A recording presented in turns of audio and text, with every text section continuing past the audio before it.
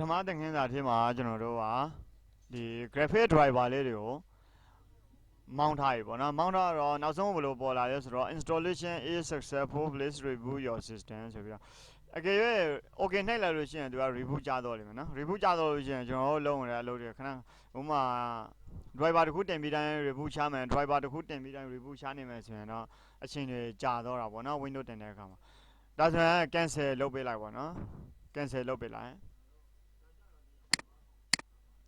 ပြီးရင်ကျွန်တော်တို့ကနောက်ထပ် driver တစ်ခုကိုထပ်မောင်းပါမယ်ဒီဘက်မှာဒါ main board ပေါ့နော် main board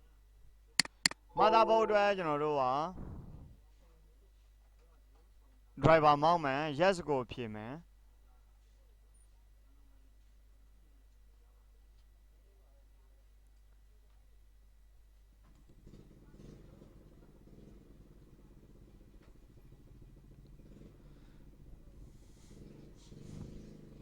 ဒါ also motherboard အတွက် driver မောင်းတာပေါ့နော်ဒီမှာလေးသူပြထားပေးပါတယ် motherboard support ဆိုပြီးတော့နော် Google Chrome ကကျွန်တော်တို့မှာရှိနေပြီးသားဖြစ်နေပါပြီအဲ့မှာ driver ထဲကိုဝင်ပါမယ် driver ထဲကိုဝင်ပါတယ် driver ထဲကိုဝင်တဲ့အခါမှာကျွန်တော်တို့က Microsoft.NET Framework ဆိုပြီးတော့ရှိတာပေါ့နော်version ကဘယ်လောက်ကနေစလဲဆိုတော့4.5 4.6 ပေါ့နော်ကဲဒါဆိုရင်ကျွန်တော်တို့ကဒီကောင်ကိုလည်း install လုပ်မယ် driver ပေါ့နော်အကုန်လုံးဒီကောင်အကုန်လုံးကို driver စုံမစုံကျွန်တော်တို့ကအကုန်လုံးမောင်းပေးလိုက်မယ်နော်ဒီဘက်မှာနမူနာကြည့်ထားလို့ရပါတယ် computer right click ထောက်ပါတယ် manage ဆိုတာရှိပါတယ် manage အဲ့မှာကျွန်တော်တို့က device manager ဝင်ပါတယ် device manager ဝင်တဲ့အခါမှာEthernet controller PCI memory controller PCI simple communications controller SM bus controller WDSS device USB device ဒီကောင်လေးတွေကအဝါရောင်လေးတွေပေါ်နေတယ်နော် other device မှာအဝါရောင်လေးတွေပေါ်နေတယ်တခြားနေရာတွေမှာကျွန်တော်တို့ကြည့်အောင် driver မစုံတဲ့အားတွေရှိလာပေါ့နော်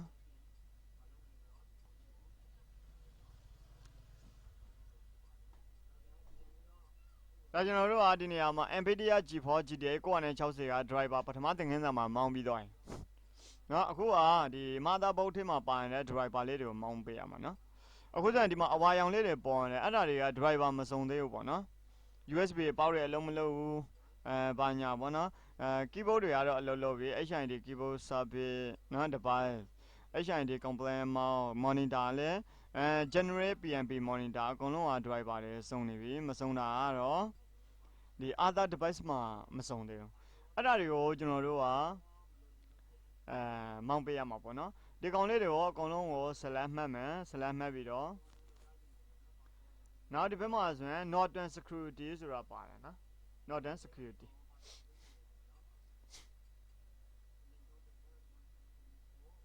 တကယ်လို့ကိုကဒီ Northern Security ကိုမထည့်ချင်ဘူးပေါ့နော်မထည့်ချင်ဘူးဆိုရင်လည်းပိတ်ထားလို့ရပါတယ် Northern Security ဒါကတော့ကျွန်တော်တို့အကုန်လုံးကို install လုပ်တဲ့ပုံစံမျိုးကိုပြပေးလိုက်မှာဖြစ်ပါတယ် install ကိုနှိပ်ပါတယ်ဒါတဆင်းချင်းကိုသူက install လုပ်ပေးတော့မယ်နော် install လုပ်တဲ့အခါမှာ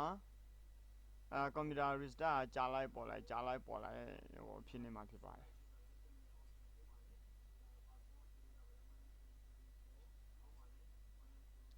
web pages Google 2 bar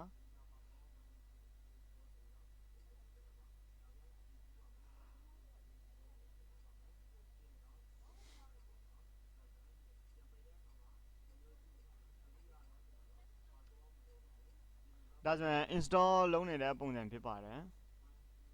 one completed ဆိုတာဒီ100% ပြီးတော့ပြီပေါ့နော်200% 2% ပြီးသွားပြီသူက percent တွေ100% ပြည့်တော်လို့ရှိရင်တော့ ဒါ reboot တောင်းမှာပေါ့နော်အဲ့ခါကျရင်ကိုက reboot မရှာပဲနဲ့ကျွန်တော်တို့ပေါင်းပြီးတော့reboot ကိုရှာပေးလိုက်လို့ရှိရင်အကုန်လုံးအဆင်ပြေတော့မယ်နော်တခုချင်းစီကိုလိုက်ပြီးတော့ reboot ရှာနေမယ်ဆိုရင်တော့အချိန်ကြီးအကြာကြီးပေးရမှာပေါ့နော်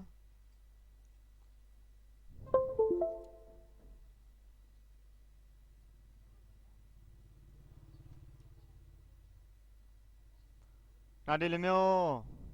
ကျွန်တော်တို့ install လုပ်တဲ့အခါမှာလေသူကဒီ computer screen က restart ကြားလိုက်ပေါ်လိုက်ဖြစ်နေတာပေါ့နော်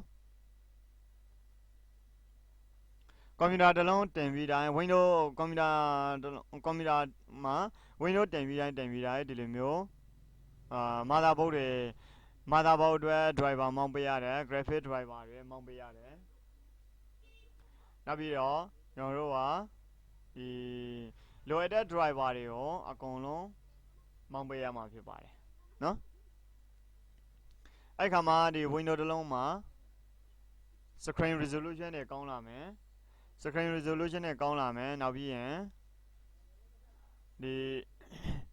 driver တွေကလည်းသူ့အနေနဲ့သူအကုန်လုံးပထမဆိုရင်တော့ဒီနေရာမှာ6ခုလောက်ရှိတာပေါ့နော်driver မစုံတဲ့ဟာတွေအခုဆိုရင်တော့4ခုပဲရှိတော့တယ်နော်ဒီဘက်မှာလေးကြည့်ထားလို့ရတယ်ဒီကျွန်တော်တို့ကဒီမှာ install လုပ်လို့ပြီးတော့ရဆိုရင်ဒီကောင်လေးတွေပျောက်သွားလိမ့်မယ်အကယ်၍မပျောက်သေးတိုင်အောင် restart ရှာပေးလိုက်လို့ရှိရင်တော့သူကဒီမှာရှိနေတယ်ဒီမှာအဝါရောင်လေးတွေပေါ်နေတယ်မစုံတဲ့ driver တွေကို restart ရှာပြီးတဲ့နောက်ပိုင်းအကုန်လုံးကျွန်တော်တို့တွေဒီလိုပုံစံမျိုးဖြစ်သွားလိမ့်မယ်နော်အခုဆိုရင်တော့ဒီမှာ၄ခုကျန်သေးတယ်တချို့တလေတစ်ခုတလေကြတော့လေတခါလေသူကအဆင်ပြေနဲ့တခါလေးပြောင်းတော့ပေးတယ်ပေါ့နော်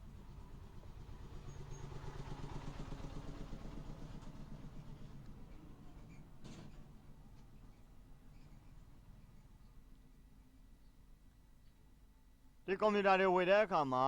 motherboard အတွက်ဒီ driver လေးတွေပေးပါတယ်အဲ့ဒါအရေးကြီးပါတယ်အပြင်က driver တွေ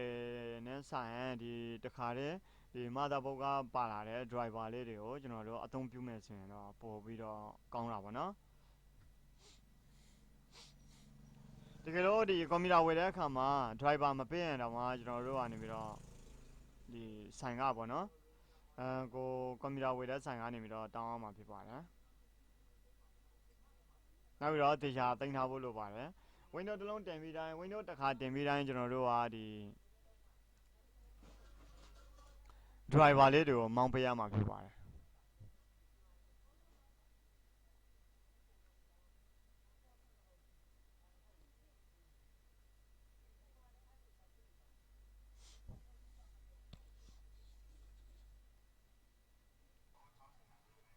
ကဲဒါဆိုရင်အခုဒီနေရာမှာ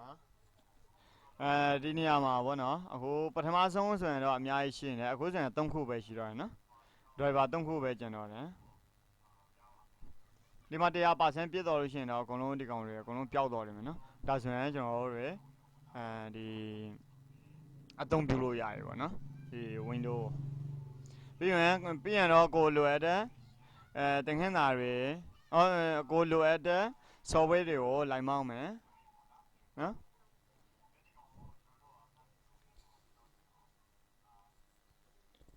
ဒီမှာဆိုရင်2ခုပဲကျန်တော့တယ်နော် WD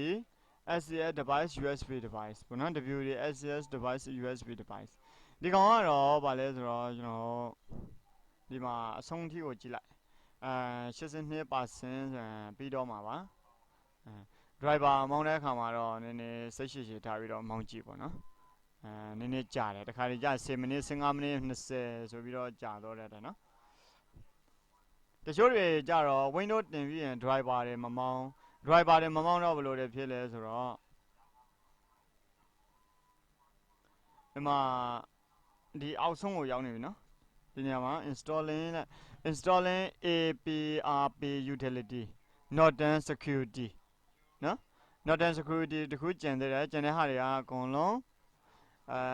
update ဖြစ်သွားတယ်နော်အပေါ်မှာနော်ကျွန်တော်မြင်တွေ့ရတယ်တော်လားဥပမာအပေါ်ဆုံးမှာဆိုရင် driver ရှိမယ် driver အောက်မှာ network အကုန်လုံးကတော့ driver ပါပဲနော်သူ driver ရဲ့အောက်မှာ Microsoft.net framework driver ရှိမယ်နောက်ပြီးရင်ဒီဘက်မှာဒီဘက်မှာဆိုရင်နောက်ထပ် Intel chipset driver Realtek audio driver Intel LAN driver Intel LAN driver also fastboot wood driver ပေါ့နော်နောက်ပြီးရင်အခုဆိုရင် Norton Security ကို install လုပ်နေပြီနော်အောက်ဆုံးကိုရောက်သွားရင်နော် also fastboot WOL driver management engine interface Intel ကဲဒါဆိုရင်ဒါ driver တွေ install လုပ်တာပြီးသွားပြီပေါ့နော်ဒီမှာသူပြောတယ်ဒါကတော့နှစ်ခုကျန်သေးတယ်နော်ဒါတော့ပြဿနာမရှိတော့ဘူးကျွန်တော်တို့ restart ရှာပြီးရင်သူကဘာဖြစ်သွားမလဲဆိုတော့ပျောက်သွားလိမ့်မယ်နော်ဒီနှစ်ခုကကဲဒါဆိုရင်သူပြောတာ installation complete please restart your computer restart ရှာမယ်ဆိုရင် yes restart မရှာဘူးဆိုရင် no ကျွန်တော်တို့ကပေါင်းပြီးမှအကုန်လုံးကိုနောက်ဆုံးပဲဒီdriver တွေပါတယ်မောင်းပြီးမှနောက် software တွေအကုန်လုံးပြီးတော့မှကျွန်တော်တို့ကဘာလုပ်မလဲဆိုတော့ restart ရှာမယ်အဲကြောင့်မလို့ no ပဲဖြေလိုက်မယ်နော်ကဲဒါဆိုရင်တော့အကုန်လုံးဒီကောင်လေးတွေကို driver တွေက update ဖြစ်သွားရင်နော်ပြီးရင်ဒီကောင်လေးကို close နဲ့ပိတ်လိုက်ကဲဒါဆိုရင်အခု motherboard driver ကိုမောင်းတဲ့အနည်းကဒီသင်ခန်းစာကိုဒီ video file လေးမှာပြောပြတော့တာဖြစ်ပါတယ်အားလုံးပဲကျေးဇူးတင်ပါတယ်